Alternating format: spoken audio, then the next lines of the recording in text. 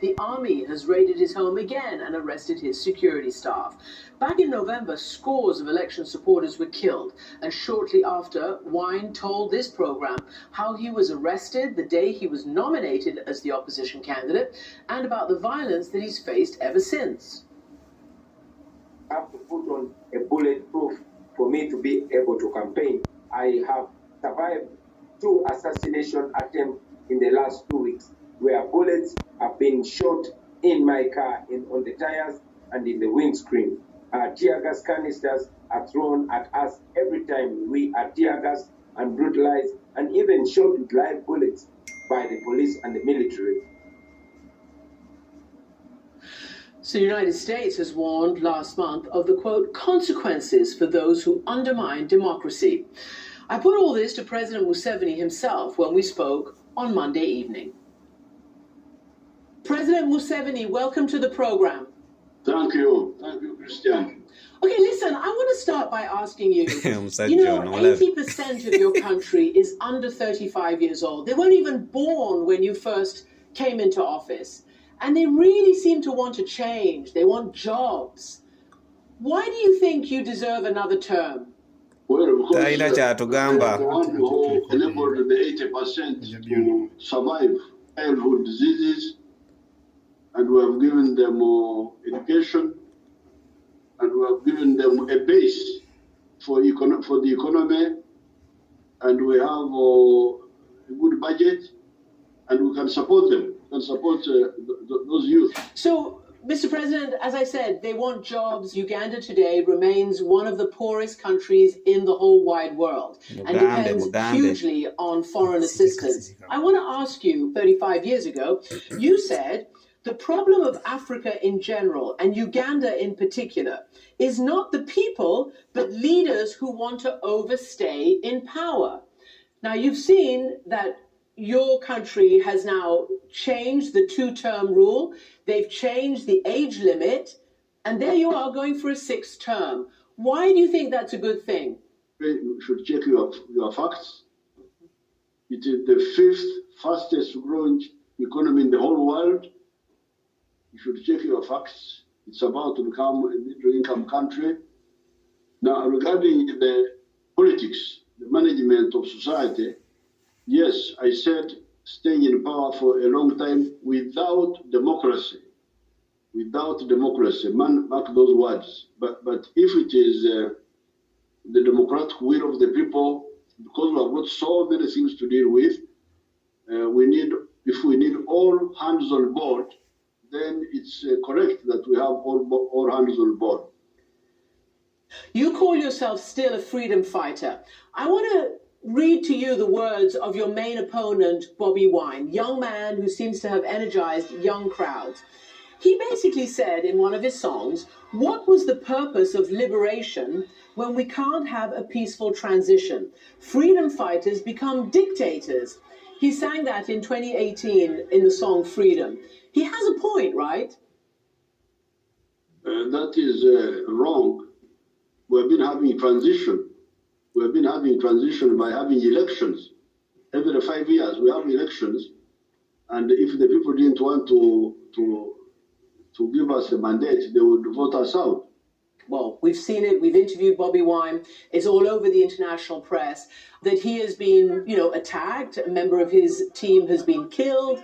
He is not able to go to big rallies. He's been jailed. How is that fair in terms of a level playing field for contesting the elections? Well, first of all, we have saved our people from dying in big numbers from Corona. Have you heard of Corona?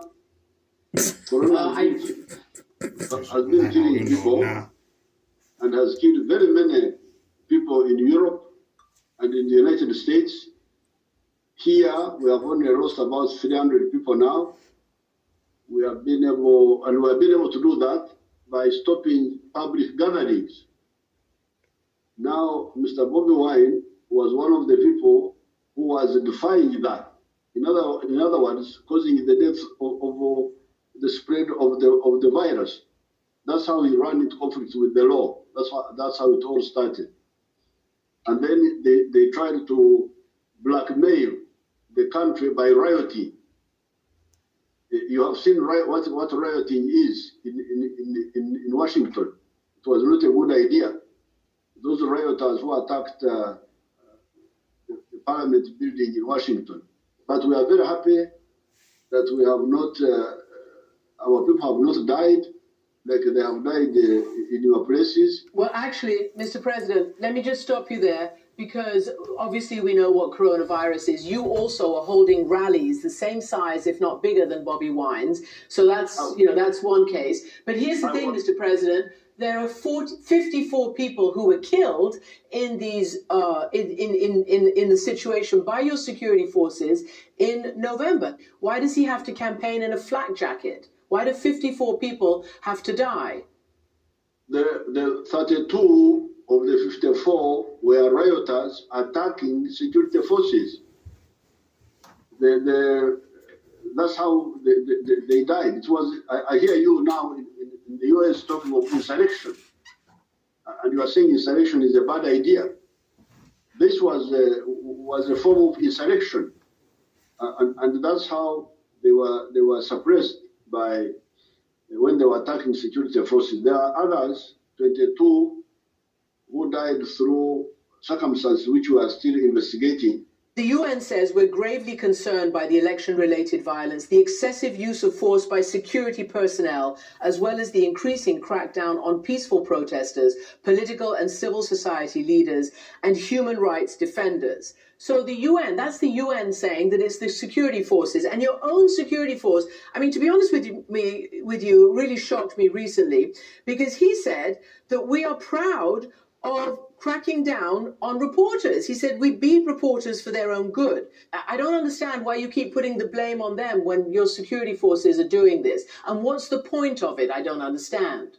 We have cameras all over the place. If the security forces are the ones who make mistakes, it is easy to see, to capture and identify. In any case, nobody knows more about Uganda than ourselves. I am here. I have got a lot of experience, and I can tell you who is in the wrong and who is in the right. So the UN should the UN have got enough trouble spots in the world to deal with.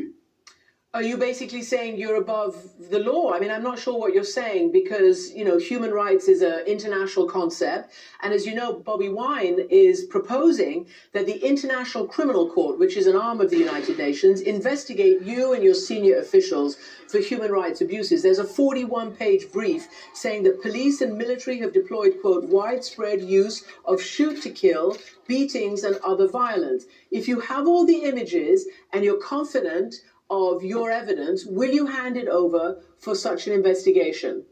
Of course, we have no problem. We have no problem at all, because there's nothing to hide. There's nothing to hide. And by the way, you are dealing with people who know what they are doing. We don't need lectures from anybody really in the world, because we know what we are doing.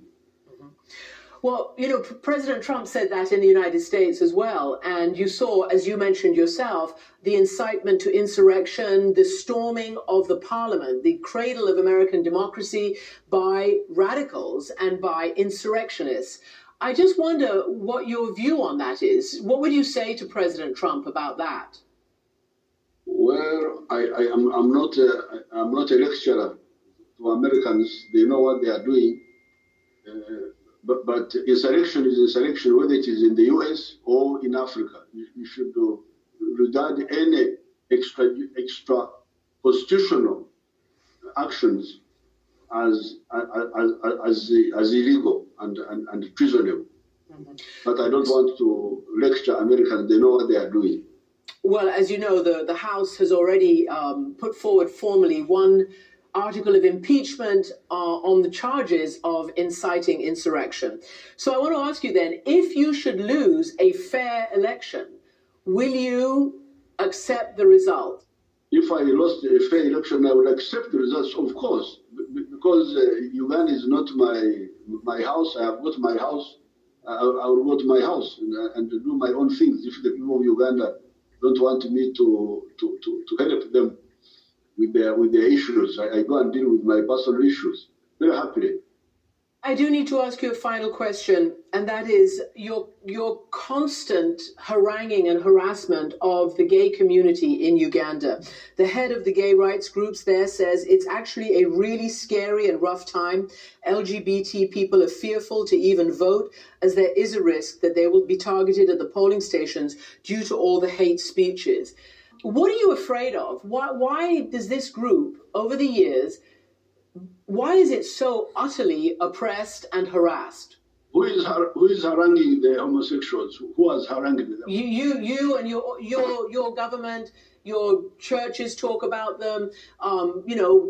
Maybe security people, but people in the streets as well. There is a climate of impunity in Uganda for anti-gay opposition and harassment and oppression. Why? Why in 2021 is that the case? Now, we have a problem of social imperialism from some parts of the world towards Africa.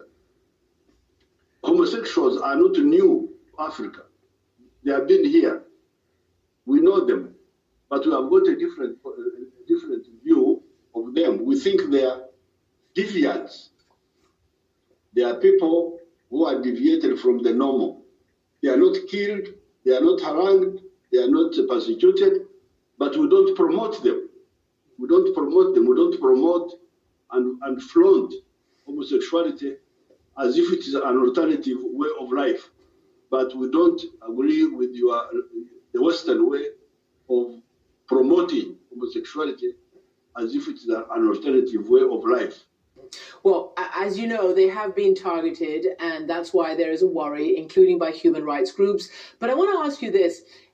I can see, just like I can see in the United States, when you whip people up with misinformation, disinformation, sometimes lies about people, you can get a frenzy and a mob and a fear and people who don't know where the truth is. And I know that in parts of Africa, homosexuals are promoted by the church, by others, as deviants, as you're saying, as pedophiles.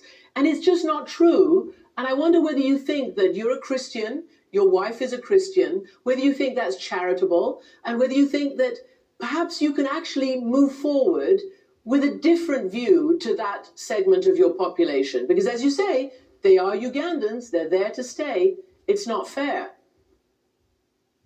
No, the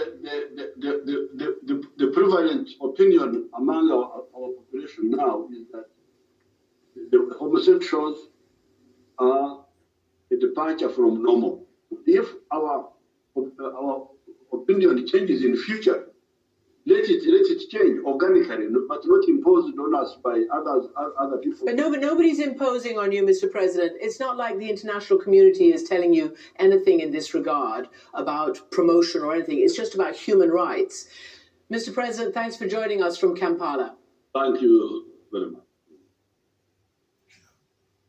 And we will see what happens in this very violent environment in Uganda around the elections. That'll be on Thursday. But we're going to turn now to coronavirus. Here in the UK,